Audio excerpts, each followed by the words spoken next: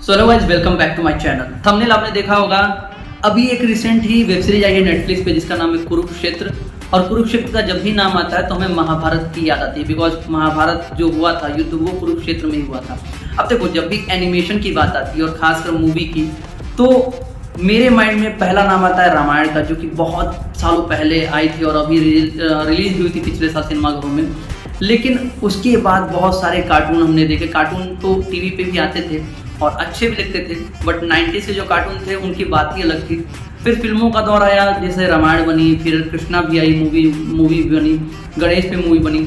और रिसेंटली अगर मैं बात करूँ तो वेब सीरीज में आई हनुमान, जो कि आती हॉटस्टार पे, और उसके 6 सीजन आ चुके हैं और इतना बेहतरीन उसका एनिमेशन कि लोग उसे पसंद कर रहे हैं। लेकिन इसी साल एक मूवी रिलीज हुई, महाअवतार नरसिम्हा, जिसने सारे रिकॉर्ड तोड़ दिए, उम्मीद जगा दी उन लोगों के अंदर जो एनिमेशन बनाना चाहते हैं और अच्छा एनिमेशन मूवी बनाना चाहते हैं। और महाअवतार नरसिम्हा को इतना प्यार मिला, लोगों ने इतने अच्छे तरीके से उसकी चर्चाएं की कि 30 करोड़ में मात्र बनी हुई मूवी 400 करोड़ रुपये कमा ली। और उस फिल्म को प्रोड्यूस किया था होमबाले ने। लेकिन उस फिल्म ने बहुत सारे रास्ते खोल दिए, बिकॉज उसके आने के बाद बहुत सारे एनिमेटेड मूवीज़ की अनाउंसमेंट भी हुई। बट रिसेंटली 2 दिन पहले नेटफ्लिक्स पे एक वेब सीरीज रिलीज की गई जिसका नाम है कुरुक्षेत्र। और इस वेब सीरीज के 9 एपिसोड हैं, जहाँ पे 18 दिन जो महायुद्ध हुआ था, जो महाभारत हुआ था, उन 18 योद्धाओं के बारे में बात की गई है। उनकी कहानियाँ बताई गई हैं कि किस तरीके से युद्ध हुआ, क्या क्या हुआ, कौन सी राजनीति रची गई किसके खिलाफ, और किसका क्या रिश्ता था। और इस वेब सीरीज को इतने अच्छे तरीके से प्रेजेंट किया गया। सबसे अच्छी बात यह है कि 9 एपिसोड जो आपके हैं वो मात्र ईच एपिसोड 20 मिनट का है, यानी कि आप 2 से ढाई घंटों में पूरा वेब सीरीज खत्म कर लोगे। और कल जब मैं ये वेब सीरीज देख रहा था तो ऐसा कहीं भी नहीं लगा कि ये वेब सीरीज मुझे बोर कर रही है, बिकॉज इसका एनिमेटेड अच्छा था, इसका जो कहानी बताने का तरीका था वो काफ़ी अच्छा था, इसके जो डबिंग थी वो काफ़ी अच्छी थी, और जो भी विजुअल मुझे देखने को मिले वो काफ़ी अच्छे थे। तो कुल मिला के मसाला एंटरटेनमेंट वेब सीरीज थी। अब अगर मैं कहानी की बात करूँ तो कहानी में बहुत ही बारीकियों पे ध्यान दिया गया कि महाभारत की शुरुआत कहाँ से हुई, कैसे हुई। सभी जानते हैं कि पांचाली को जो है निर्वस्त्र किया गया भरे सभा में, उसके विरुद्ध जो उसने कसम ली थी, तो पांडवों ने कौरवों पे पहले तो बात की कि भाई हमला ना हो, आक्रमण युद्ध ना हो, लेकिन कौरवों नहीं माने।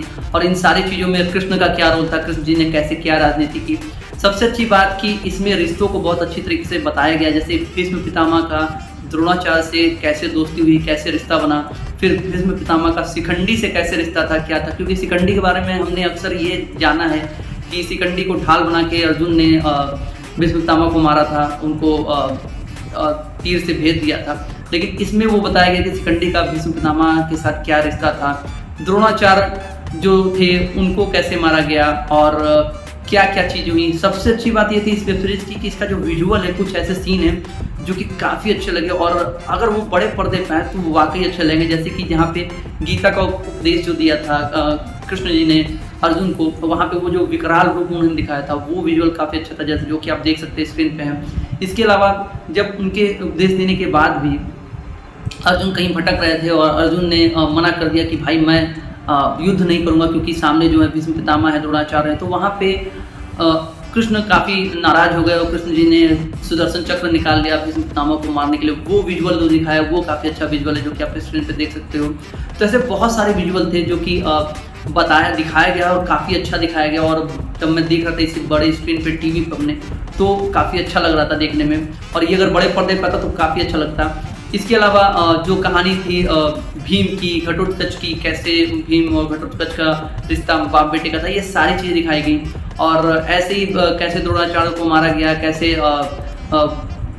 किया गया राजनीति की। आप अश्वत्थामा जो हाथी था उसका नाम ले लो, तो उनको मतलब बहुत सारी बारीकियों पे काम किया इन्होंने और बहुत बेहतरीन तरीके से इस वेब सीरीज को बनाया है। तो मैं तो चाहूँगा कि यार ये बच्चों को खासकर दिखानी चाहिए, बिकॉज बच्चे जो हैं आजकल बहुत ही दूसरे टाइप का कार्टून देख रहे हैं और उनसे उनको कोई ज्ञान तो मिलने वाला नहीं। लेकिन इस वेब सीरीज से आप अपनी संस्कृति को बता सकते हो, महाभारत के बारे में बता सकते हो। और सबसे अच्छी बात यह है कि बहुत छोटे छोटे एपिसोड हैं, लेकिन हाँ, ये जो कुरुक्षेत्र की 18 दिनों की महायुद्ध की कहानी है, ये इसमें नहीं ख़त्म होगी और ये आगे कंटिन्यू होगी। बट इसमें जितनी बारीकी से इसे समझाने की कोशिश की गई है, जितनी अच्छी तरीके से बताया गया है, वो काफ़ी काबिल तारीफ है। इसका बैकग्राउंड म्यूजिक काफ़ी अच्छा है। जो युद्ध को डायरेक्ट किया है जिस तरीके से पूरा युद्ध दिखाया गया वो काफ़ी अच्छा है। जो चक्रव्यूह की रचना की गई थी उसके बारे में बहुत अच्छी तरीके से बताया गया। जब भी कोई युद्ध में जैसे भीष्म पितामह है या अर्जुन है, वो जब कोई बाण चलाते हैं तो कौन सा मंत्र का उच्चारण करते हैं, वो काफ़ी अच्छा किया गया है। तो बहुत बारीकियों पे काम करते हुए इस वेब सीरीज़ को बनाया गया है और इसका अगला पार्ट जो आएगा वो भी दिखाया जाएगा, वो भी जल्दी आएगा, हमें मिलेगा देखने को। लेकिन अभी के लिए ये 9 एपिसोड आप जाकर देखो नेटफ्लिक्स पे, बहुत बेहतरीन है, आपका मन खुश हो जाएगा अगर आपको एनिमेटेड मूवीज़ वगैरह पसंद है। और मज़ा आया। उजान जी ने जो डायरेक्शन किया है इस वेब सीरीज़ का और जो लिखा है बहुत बारीकी से लिखा है, बहुत अच्छा डायरेक्ट किया है। तो मैं तो कहूँगा कि वेब सीरीज़ सबको देखनी चाहिए और भाई मुझे मज़ा आया। आपने अगर देखा है तो आपको मज़ा आया नहीं मज़ा आया प्लीज़ कमेंट करके बताइए, और वीडियो पसंद आए तो लाइक शेयर सब्सक्राइब करिए।